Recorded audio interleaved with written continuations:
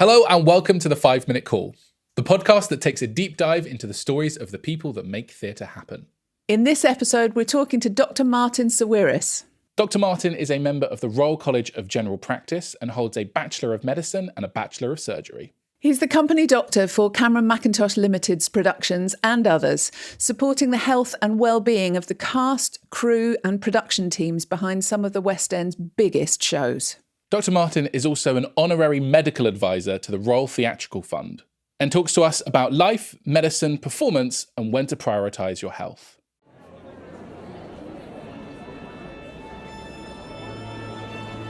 Members of the company, this is your 5-minute call.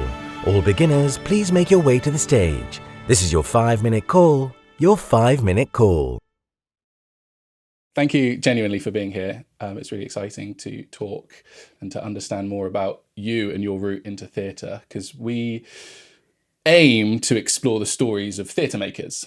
And I think your route into theatre is really interesting and less traditional than most, but I think valuable nonetheless. And so I wondered if you would give us a brief rundown of you and your life and your experience all the way through into how you get into theatre. Wow, that's a great question, Oren. That's it's a long answer, I suppose. So I've been a doctor now for 15 years, which makes me feel quite old. And I've been a GP for coming up for 10. And I initially, as everyone does, they train through the NHS and became an NHS GP about 10 years ago. Alongside that, I started doing a little bit of private GP work for myself, and gradually over the years that sort of snowballed and got busier and busier. And so my balance of work shifted slightly. And I think kind of naturally through that line of work, you get to meet a whole host of interesting and slightly unexpected people. And I remember I got a phone call one day, maybe 5-6 years ago, from a consultant that I know who said he had a patient who his doctor was retiring and he needed somebody to look after his company and all of the things that he did. And I said, wow, this sounds incredible. Who's this? And he said, well, it's Cameron Mackintosh. And I'm not sure if I should say this or not, but initially my response was, I'm not sure who that is, but yeah, no, that sounds great. Thank you. I'll look into it. And then I Googled him and was like, oh, wow. Okay. I know who this guy is. That's fine. Call him back. I said, yes, I'd be delighted to do that. And I didn't hear anything actually for months after that. I didn't hear a thing. And I remember one day seeing his name appear on my list. So he'd booked to see me. And I remember calling my PA at the time going, is this actually the Cameron Mackintosh that's booked in? Is it him? Because if it is, he can come whenever he wants. There's no charge. He can just come in. And he came in and we had a chat very informally. We just talked about, what it is he wanted to do and what it is he wanted me to do. And the next couple of days I was meeting his doctor who'd the sort of legendary Dr. Keith, who had done this job for 45 years. So he'd looked after all of Cameron's shows and kept things running for 45 years, but it was time for him to retire. Sadly for him, amazing guy. And I, through kind of chance, kind of got this call and got this offer. So I've immediately got 100 questions, but I'm going to force myself to just go back a little bit further. How do you come to be a doctor? Did you want to do that your whole life? Oh, well. My dad was a doctor, and my brother and sister are actually doctors as well. And so growing up, it's kind of all you were surrounded by. I remember kind of going on. So my dad was a care of the elderly consultant in a sort of small town in the Midlands. And this was back at the time where, believe it or not, you can't imagine this now, but hospital consultants used to do home visits. So I remember going out in the car with him. I think the most exciting bit was getting to sit in the front of the car and actually going on home visits with him to see his patients. And I remember when I was about 13, 14 at school, you get told to, organise some work experience. And quite lazily, I just thought, I'll just ask my dad if I can just get with him. And it was just a totally eye-opening experience, actually. He was an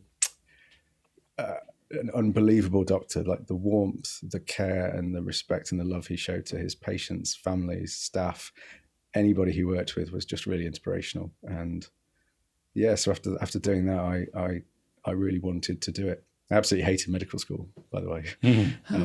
Yeah, it was just, Why? It's very prescriptive learning. It's very much, here's a textbook, learn the book. Not a lot of space for thought and not a lot of space for actual interaction with people, which is, thank God, what I realised I actually liked after I finished medical school. So yeah, and a great irony given it's a profession that is mostly going to be people facing. Yeah, and I think when I went to medical school, that was kind of overlooked, and probably before me that was overlooked. Nowadays, funnily, they do a lot of kind of patient interaction skills classes, and I think you can only teach that to a certain extent. But no, I'm delighted I made the choice, and I stuck out 6 years of medical school for it. So any interest in theatre, music, anything before this happened? No, so I'd been to various like musicals, but I suppose, it just passed me by. And I think when I actually realised the opportunity that was upon me, I was pretty bowled over. And I was slightly disappointed that I didn't hear anything for a few months afterwards. I remember calling the consultant back going, I haven't heard anything. Is everything all right? And he's like, no, it's fine. He'll be in touch. He'll be in touch. And luckily he was. So sounds very reminiscent of the audition process, let's be honest. Yeah. Well, I've got to admit that is kind of how I felt when he came to see me. But no, it was. I think I was initially sort of more nervous about it than when he actually came in and we were just talking. It seemed very normal and very, very relaxed. And luckily, we got on pretty well. How much creativity is there in medicine? Because I know you said like you've got to learn these textbooks, and it sort of seems like you've got to regurgitate what's in those textbooks in some fashion. But is there room for you to be somewhat creative with a diagnosis or an interpretation and things like that?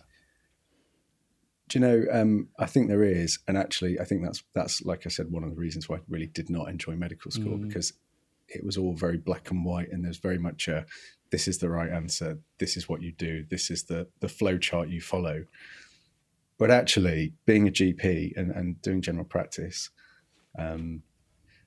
well, this may or may not be surprising to you, but I think about 20% of all of our appointments are medically, what are called medically unexplained symptoms, as in it's very difficult to give a label or an exact diagnosis for what's going on. A lot of the time, we know it's nothing bad. We know it's nothing sinister, and we can say, like, give a checklist of things. Say, well, it's not anything bad because of X, Y, Z, but I can't actually tell you what it is. And again, that's not something that you get. That uncertainty is not something you get taught to live with at medical school. And so doing this job, you will see people who have, yes, some of the characteristics of a certain diagnosis, but not others. And you have to be a little creative, I suppose, with how you frame diagnoses and plans for patients, because no two patients are the same. So you can have 2 or 3 patients with very, very similar symptoms, but they absolutely do not want a certain form of treatment, or somebody actually just isn't really bothered about it at all. They just want to know it's not something else. And so you have to try and be understanding of what that person wants and actually what they need. So yeah, I think there's plenty of room for creativity, thankfully. That's so interesting. It's amazing. I mean, I've been to my fair share of appointments in my time. From the patient perspective, you do feel very much like you go in, you kind of regurgitate a bunch of things that you've been experiencing over the last, week, 2 weeks, whatever it is. You sort of get this kind of vague umbrella thing back, and then you're like, okay, well, great. What do I do with this information? But I think from what you're saying, it's almost nicer to know actually that sometimes there is not an answer, and that's not a bad thing. Again, that's something that took me years to actually be comfortable saying and not sounding like a moron. Yeah. Because, well, I think there is this expectation that when you go and see a doctor, they'll know the answer. Sometimes there's that expectation. Sometimes people think their doctors are idiots. But there's this kind of unwritten expectation that, I'll go and see them, I'll tell them all my symptoms, and they'll say, well, this is the problem. And actually, quite a lot of the time, we don't know exactly what the problem is. And to be able to say that to someone and be honest about that without sounding stupid is quite difficult. And I don't think a lot of doctors do that very well. And I think that in itself generates frustration, because I think people aren't stupid. It can quite easily come across when somebody doesn't know what they're talking about, but are trying to fob you off with something. And people see through that. And actually, I think you get people on a much better footing, and you gain a lot more respect by actually being honest and saying, well, look, you've told me this, this, and this. Let's talk through the things it could be. I don't think it's this. I don't think it's this. It could be this, but I'm not entirely sure. I think that means a lot more to people. Personally, anyway, I think I'd prefer to have that kind of honest and open discussion with somebody I went to see, like if I went to see my dentist, which I know nothing about. I'd be glad to have that conversation, not be told, yeah, you just need a crown. Do you think that's easier with somebody of equal professional status, if you see what I mean? Are those kind of conversations easier to have? Actually, no, I think they're hard. I think they're harder. Interesting. I think they're a lot harder. So when I see, for instance, if I see other doctors, that's probably the most stressful consultation I'll have, because in my head, I think this person's a doctor. They kind of know exactly what I know pretty much, right. But they've come to see me asking for my opinion. And I actually find it a lot harder. And I actually end up apologizing a lot more to doctors. I'm sorry if this sounds patronizing, because I'm trying to treat them as if I would treat any other patient. Because ultimately, I think if I went to see another doctor, I don't want my knowledge taken for granted or assume that I know something. I would quite like them to just flat out explain to me what they think and why they think it. So I try and reciprocate that to other doctors. So actually, there's a lot more thought process involved when I see people of in the same profession as me. It's quite stressful. Is there an element of confidence building that you have to learn becoming a doctor? Yeah, massively. I think so. My very first year of work was a total shock to my system, because you train for 6 years, you learn all this horrendous textbook stuff. Well, they probably don't have textbooks anymore, and then you get dropped into work, and basically you are a glorified secretary for your first year, and all you do is, again, write the notes. So you scurry around after the consultant trying to write down everything they've said. And your job is essentially, go and order that scan, go and chase that person, go to the lab and ask why this blood test hasn't been done, go and take blood from that person. You don't actually do a lot of decision-making.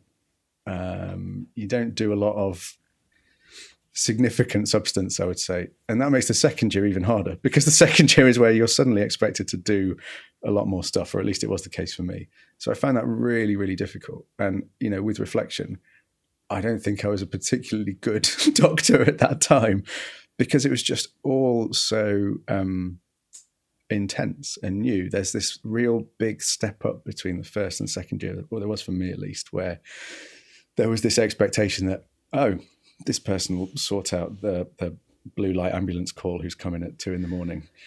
On their own with, 2 or 3 nurses helping them. And you're 24, 25 at the time. Wow. Thinking, oh my God, what is happening?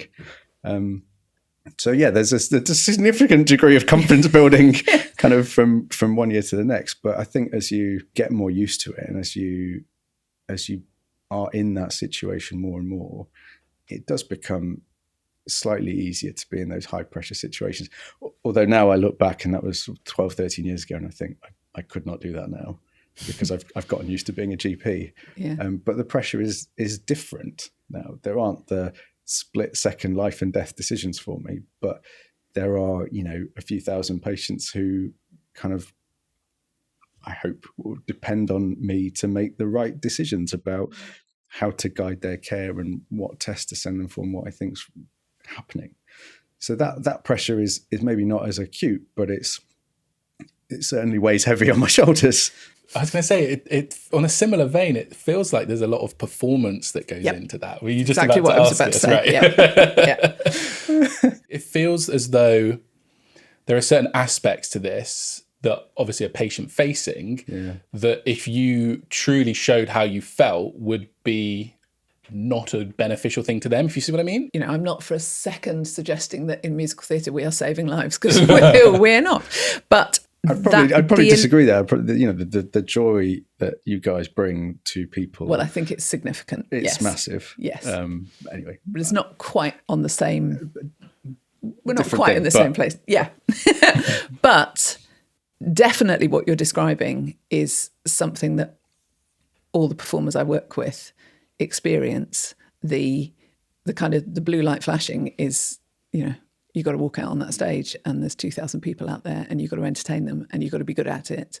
And learning to live with that pressure. And, you know, we've spoken to other performers on the podcast about how you live with making mistakes, how you live with that wasn't your best show, that wasn't my best day. How do you learn to live with that as a doctor? Yeah, it's really, really hard. You know, I think it's not helped by the fact that, again, I think the perception is that doctors should often be infallible and not make mistakes. Right. I mean, that's kind of ridiculous. We all make mistakes. We'll all screw things up, whether they're big things or little things. I've made plenty of mistakes. And luckily I haven't made any big ones for a while. But I think, it sounds, maybe this sounds a bit morose actually, but I often find myself wondering, on balance, you know, how many good things have I done which have potentially extended somebody's life, to the balance of how many mistakes have I made which may be unbeknownst to me, completely unbeknownst to me, which have actually been detrimental to people's lives. And it's a question I'll never be able to answer, but it does often play on my mind, you know, because I think it's easy for us to think that all of the interventions we're making are for the positives and for the benefit of the patient. But actually, sometimes you write a prescription, maybe you shouldn't have given them a prescription. Maybe you shouldn't have done something. Maybe you should have done something totally different. There is this kind of pressure. I think some doctors feel this pressure to do something because it's somebody sitting there in front of you, and they are kind of implicitly asking you to do something. So you feel this pressure to give them a prescription, send them for a test, suggest some kind of intervention. And that's not always the right thing to do. Sometimes the right thing to do is to just sit and talk to them and try and understand what the problem is, and to try and reassure them that actually this is fine, this will go away, you don't need anything. That's really hard to say and really hard to do, but I suppose that confidence kind of comes with time. That hasn't really answered your question at all. Your question was more about how do you learn to live with mistakes. It's fascinating. I guess what I derive from what you've said is you learn to look at both sides of the coin. Like, yes, some things might not have been my best day. I might not have given the best advice that day. Yeah. But on the other side of that, I've done good as well. Yeah, I think that's a way to sort of bring comfort to myself at times. I think personally, the mistakes I've made, you know, it sounds very cliche, but actually just owning up to them and being really honest with patients, because going back to the guy who's trying to bluster his way through, that's very obvious. And when you have made a mistake, that's the last thing people want to hear. And it's hard to say, apologize and hold your hands up and take responsibility for something which has a potentially, life-changing outcome.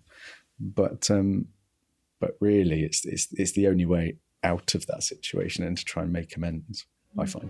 This episode is sponsored by Vocality, a specially formulated blend of tea for professional voice users. Each ingredient has been carefully selected to help you soothe and take care of your voice. The tea is naturally caffeine-free, suitable for vegans, and does not contain any artificial flavours or colours. Vocality is the secret to vocal clarity in a cup.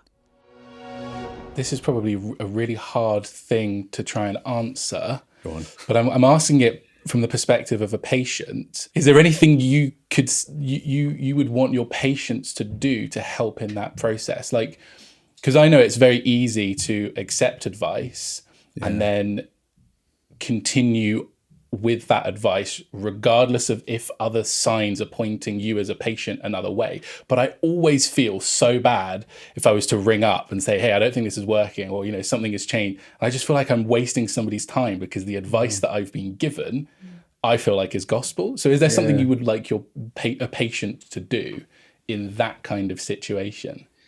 Yeah, I mean, kind of almost the opposite of what you do. Sorry, Aaron, but I suppose I try and get across to people that, again, it's this fine line I feel like I try and toe, where I want to be reassuring and confident, but I don't want people to think that what I say absolutely goes and I'm absolutely right about everything, because I won't be. There'll be loads of things that I will get wrong or won't quite get right. And so, you know, I'll often say to people that this is what I think is the problem. This is the way I think it should go and how I think you should get better over the next few days, weeks, months, whatever. But if that's not happening, please let me know. Please come back. Don't suffer in silence. And some people do. Some people have taken months to come in the first place because they've ignored something for ages. And so the very last thing you want is them to do the same thing again for months when they're not getting better. So I think it's just about almost admitting that fallibility and trying to be honest with patients to say, look, this is where I think we are. This is how it should go. If it's not, please come back and let me know. It's not wasting my time at all. I'd rather know. I'd probably waste it like a year down the line when something worse had happened. So I'd rather know sooner than later. Yeah. That's so interesting. My whole perception of the medical profession is slowly changing. How long you Probably got? for the better. Let's cancel the rest of the day. So I wonder about communities. I'm hearing you talk about, you know, the pressures of being a doctor and how you manage that.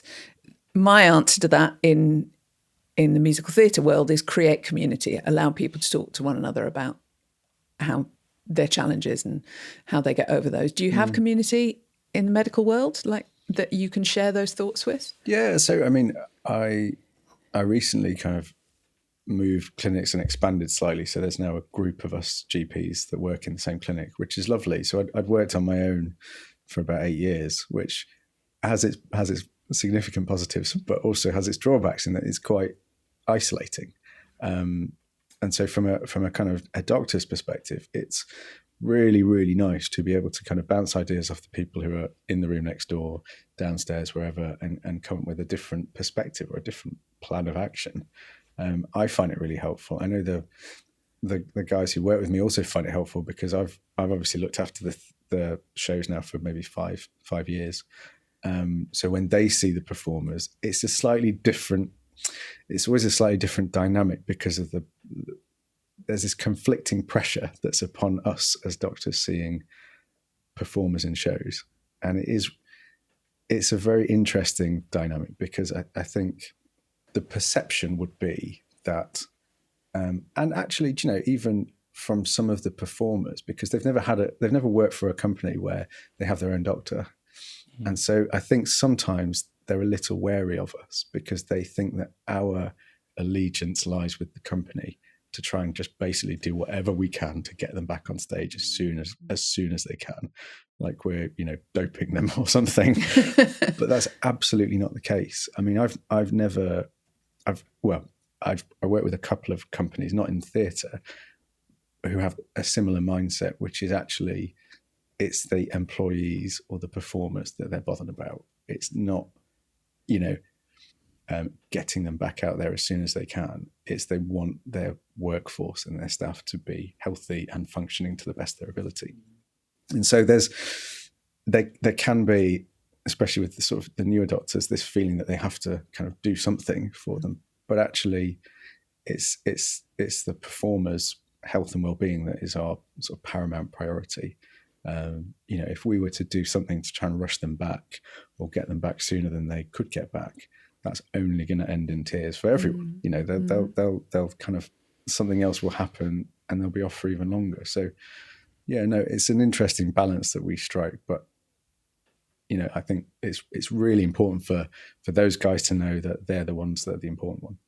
So what was the brief when Cameron came to see you? Yeah. How did he lay out the brief? Well, he just said, so he's like, Dr. Keith's looked after my shows for 45 years. I mean, he's an incredible guy, and he retired when he got to the age of 80. Wow. I can't imagine doing a job like this for 45 years. I mean, I could just about eke it out to 80, so we'll see if I get there. No, he explained that obviously the shows he looks after, he'd like a doctor to be able to see performers, see staff, basically see anybody who was unwell and needed to see me or my team, to just try and keep them fit and healthy. And I thought that was a fantastic opportunity. Were you flying solo at that point? Has your team happened since then? Yeah, no. So I was on my own then. So that was back in, I think, 2018, 2019. And my team sort of started with me last year. So I had a good sort of four years of doing that on my own. Wow, was that daunting? Slightly. Slightly. But, in many ways, it was actually really, really exciting. And the theatres Cameron shows are probably the most fun and the best part of my job. The people you meet are just brilliant. And again, I know this might sound cliche, but it is a real sense of kind of family, I think, at least from my slightly sort of detached outside view. When the company managers call, they're not calling for fun, they're calling because there's something wrong. And actually it's really, really nice to get a phone call from them and to be able to do something about it. So yeah, it was daunting at first, but I absolutely love it. It's the best part of my job. So you touched on this already a little bit, but I wonder if you could talk a little bit about how does this work differ from your standard GP work? So are performers a different breed? Slightly, yes. So I suppose the first thing is a lot of GP stuff is usually quite last minute anyway. So just as an aside, it took me many, many years to get comfortable with running a business without more than 1 or 2 days of diary being full in the future. Yes. So that in itself is slightly anxiety inducing, but I've gotten used to that, dealing with that uncertainty. But performers are often even more short notice. For instance, in the last couple of weeks, actually, not from Cameron shows, but from other shows. So I think company managers over the years have sort of just spread my name around. And so there's a few other shows who have got in touch with us to say, we've got an opening night tonight and so has done something. I think someone had something stuck in their ear or something, which was not great. But Mind boggles. Yeah, okay. But it's it's exciting to be able to help. And even if I can't help, I know someone who can, and so you can kind of get that sorted out for them. And you're kind of safe in the knowledge that you've maybe done a little part to help that opening night go ahead, where the guy can actually hear what he's singing, hear what's going through his ear. Generally desirable, yes. But I think performers, they put an incredible amount of pressure on themselves. And that's at any level of performer. It's not just the leading guys and ladies. It's obvious how much pressure they put upon themselves. And actually, this kind of comes back to what I was saying about sometimes the presumption is that we just want to get them back out on stage. Actually, sometimes they are so desperate to get back out on stage, and quite a lot of the time, they are desperate that they will almost go too far and want to do too much to get back out there. And that's a really hard conversation. So it's a real sort of role reversal in a way, because you're saying, well, actually, I don't think you should go on. And actually, if you do, you'll end up screwing things up for longer and you'll be off for even longer. And that's really, really hard to say that. I mean, I said that to one of the sort of more senior ladies in a show a couple of years ago. I was heartbroken. I felt like I'd just, kicked my grandmother's cat or something. She was nearly in tears looking at me, telling me that she couldn't, but why can't I go on? I'm like, I'm so sorry, but it just wouldn't be right if something were to happen out on stage. it just would not be worth it. It's one night, it's 2 nights. Please take my advice. And actually, I don't know many professions where people are so desperate to get back to work as they are in, performing arts. How much of it is purely advisory? Like, do you then have to go and feed back to the production, and then do they make an executive decision, or can the performer overrule a decision? Not that they should. That's a really good question, actually. So I'm obviously bound by confidentiality to the person who's seeing me, and so occasionally the shows will say, "Well, can you give us an update?" First thing, obviously, I have to get the performer's permission for that. Right. And I feel like I should make that quite clear, because I think sometimes a lot of the performers think that because I'm, they're paying me, I just go and tell them whatever, which is not the case. There's a Hippocratic oath. That small matter. That small thing. That small thing.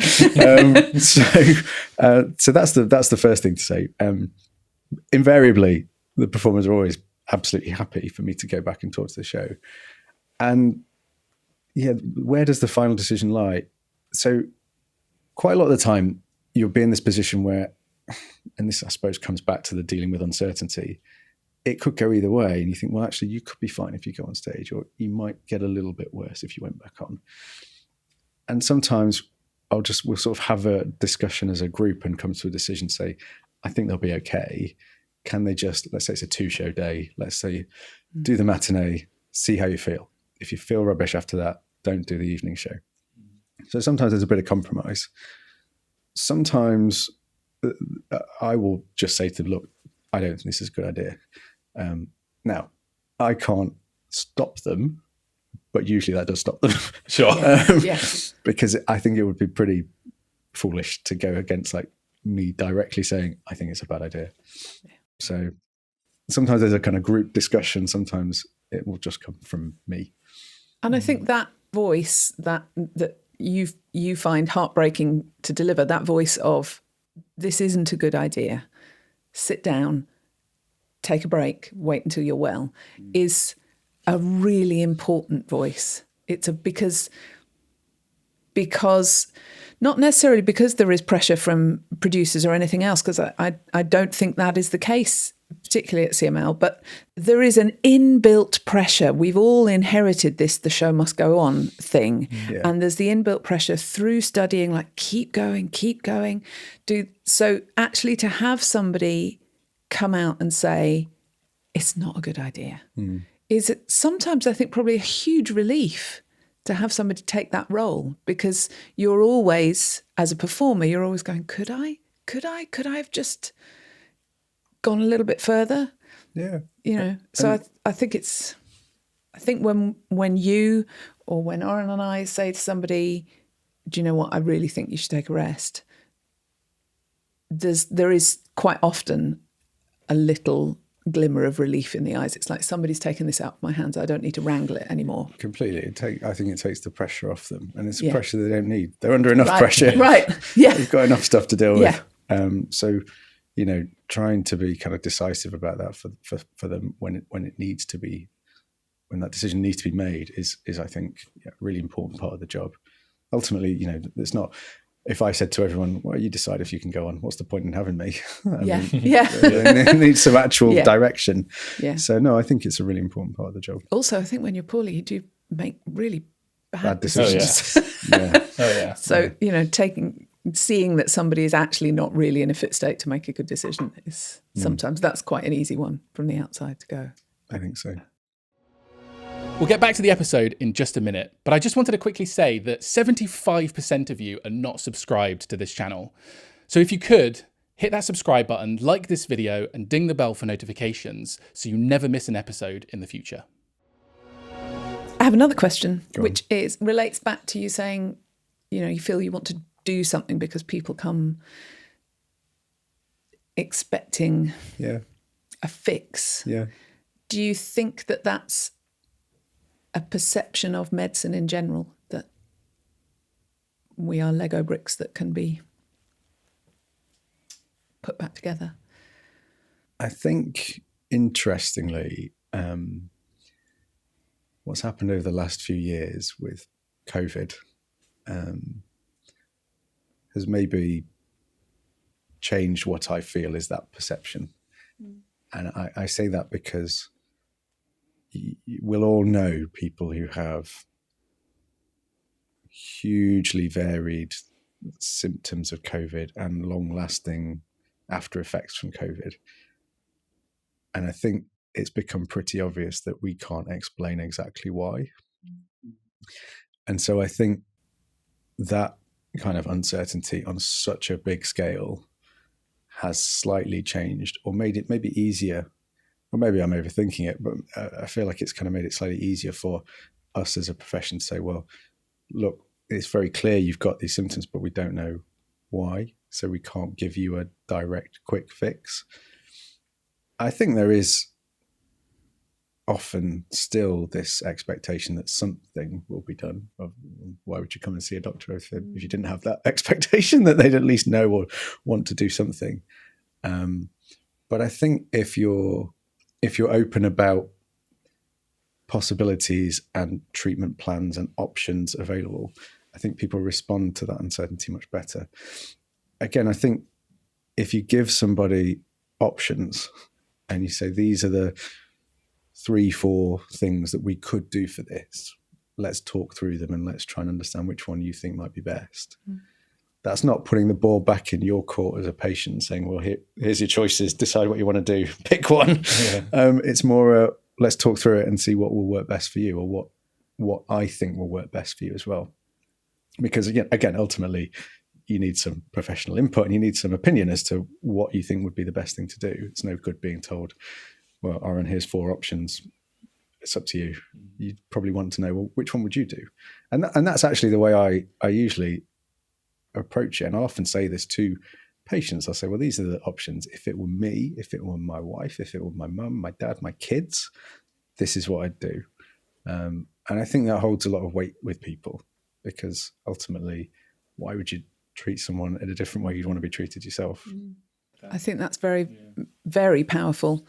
I mean, I know just in my own family story that getting some of the consultants to do that, to say, this is what I would do, has at times been really tricky. And we understand the reasons why they might not want to urge you in one direction or another, but it is completely bewildering when you're, as the patient, you're in a position evaluating things you've never thought about before, that you've never come across. So, and look, as I think doctors often get so blinkered and used to seeing things from their side of the table.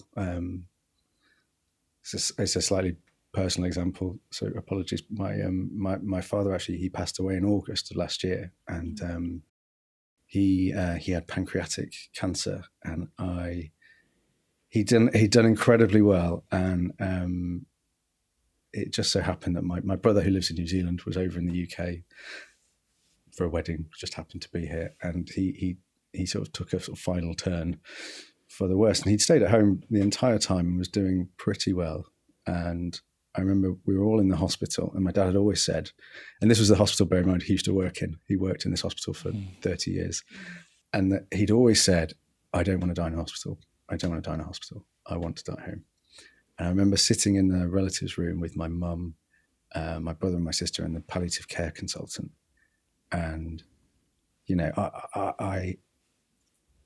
it's a hard example, but it's an example that I think of as someone to take a great amount of influence from. She just straight up asked my mum, but Samuel, will you be able to stay in that house after, if he dies at home? Is that what you're worried about? Because my mum had been quite quiet through this whole conversation. And I, stupidly, about 2 minutes earlier, had said, well, no, we have to take him home because that's what he wanted. That's what he wanted. She came out and said that, and I just suddenly felt awful for saying that. I was constantly thinking about his wishes, which is understandably what you do, but you don't think about the other side of that interaction.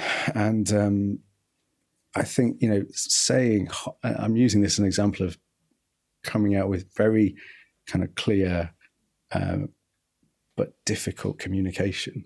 And I thought the way she did it was unbelievable. It was so inspirational. And that's something I try and kind of incorporate into my own sort of day-to-day work now, trying to be really kind of honest and clear with patients about what are the pros and cons about what's ahead, not just for you, but for everyone else around you.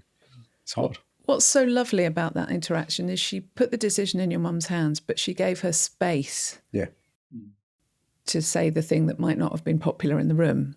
Completely. Do you know what I mean? That's really beautiful. She didn't come out and say, if I were you, this is what I'd do. But she gave her space for it. And I think that's a really key part. That certainly chimes hugely with the work I do, just giving people space to make their own decisions about. Yeah, absolutely. I think there's a nice psychology here as well, because ultimately you're sort of saying what the outcome should be, but you're giving the...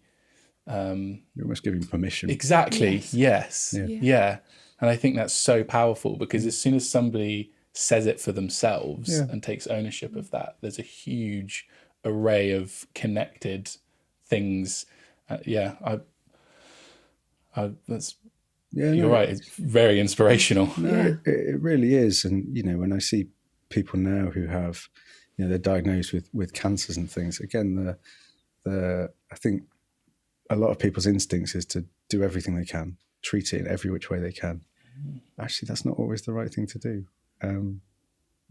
There are some things where you could aggressively treat it with chemotherapy, but you'll be completely wiped out, feel abysmal.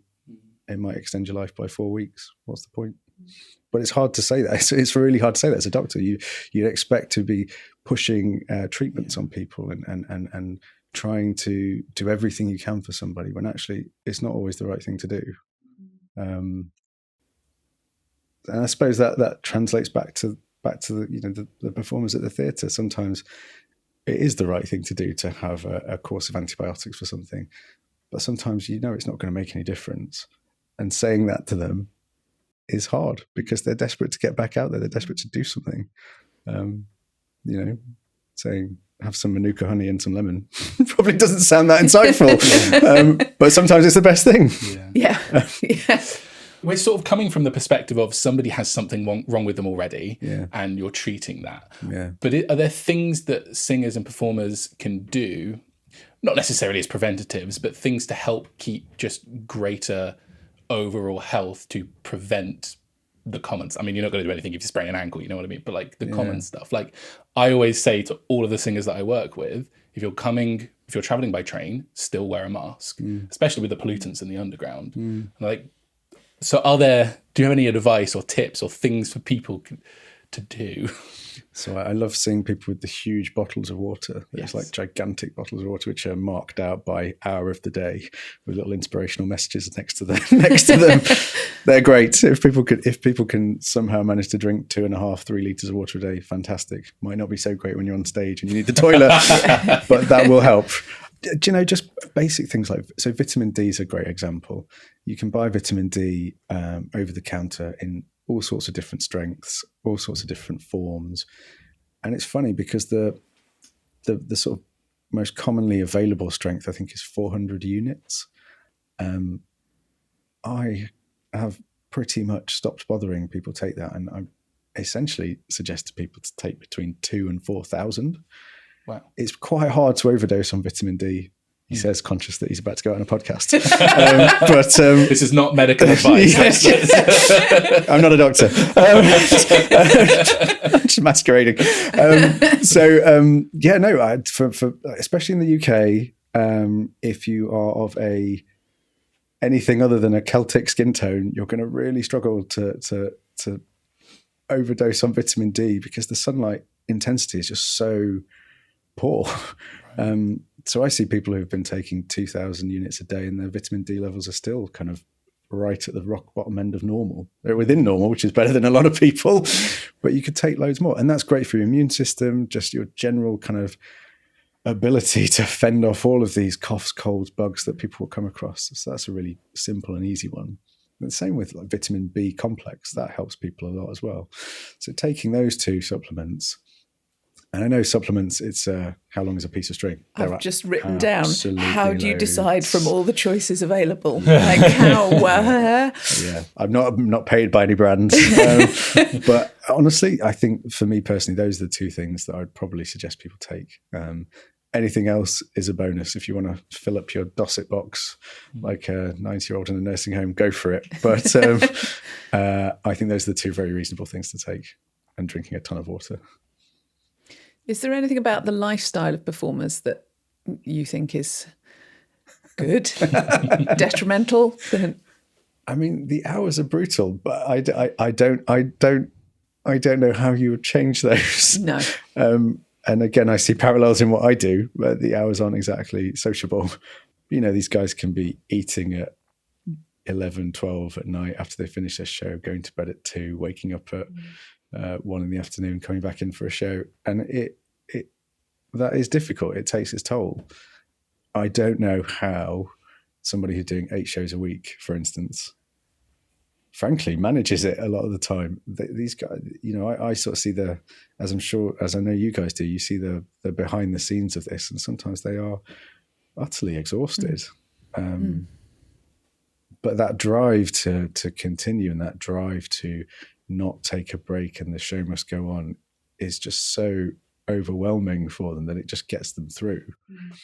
I think the thing I worry about from that perspective is, these guys getting burnt out at some point. Yeah. And again, pot and kettle, but you can see it happening, and you've seen it happen very easily to some of these guys, because the buzz of being, I can't imagine what that must be like, to be on the stage singing to a packed out house who are having the best time. I can't imagine how addictive that must be. I went on the stage once to give us like a safety briefing, and I was terrified. There were only about 30 people in the audience. So I was horrified. But it was just, I think what these guys would benefit from is, if they can, being able to sort of plan out some breaks, plan out some leave. I know that's not easy. I know I may be asking the impossible, but it would be so helpful for them, because, just to try and avoid this constant treadmill and potential burnout. It'd be fantastic if they could. Some of the shows are so physical, so like draining, and you watch the show and you feel tired watching it. How must they feel doing that 8 times a week? Yeah. And that's part of the wonder of going to see a show. Sometimes it's a very intimate, conversation between 2 players or a one-man show, but other times it is this incredible, almost beyond human performance that you're watching, and a number of people doing that together. That's actually, you talked about it being health giving. I do think, it's a little more moment of awe, isn't it? And we've heard a lot recently about, how good just having awe and wonder is for your mental health, and just that, wow, how are they doing that? It's completely kind of incredible. It's it's an amazing part of the entertainment industry to be a part of. It's just they're an unbelievable bunch of performers and staff, the producers, the vision, everything. It's a real honor to be a small part of that, and to kind of see a show go. I took my kids to watch. I went to see a couple of the performers at Old Friends while it was on, and I had to take my kids with me. History repeating itself. Yeah, but this was amazing. So, I'm downstairs seeing one of the performers, and I try and go upstairs to find my kids, and the company manager's taking them up to watch the warm-up, and they're doing cartwheels across the stage with Bonnie Langford and singing away with the conductor.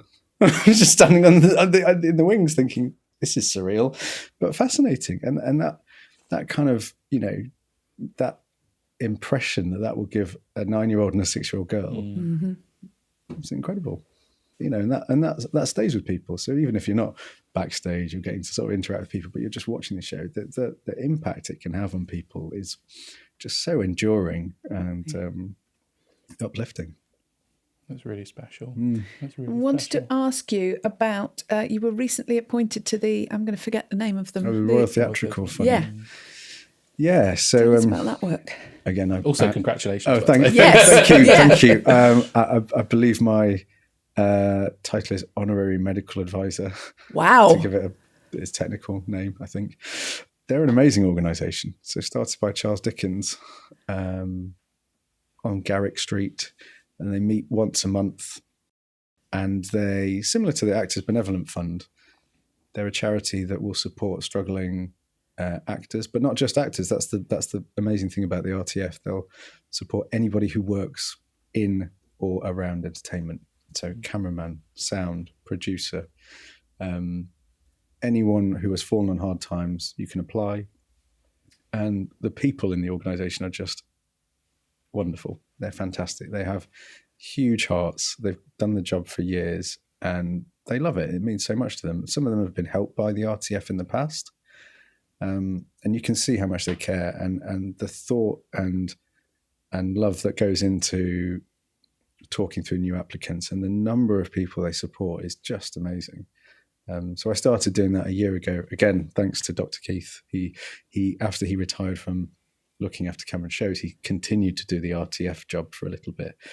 But he decided to retire from that last year. So he asked if I would like to take over, and I met some of the board and they're amazing.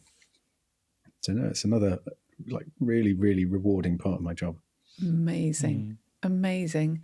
It just makes me want to say thank you to you. Yes. Thank you also to Dr. Keith, but thank you to you for the work you do to support.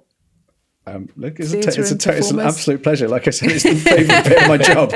So I'm delighted, absolutely delighted. It's really wonderful. We have a couple of traditions on the podcast. Go for it. Indeed. And you're going to have to be a little bit creative. You get this quiet.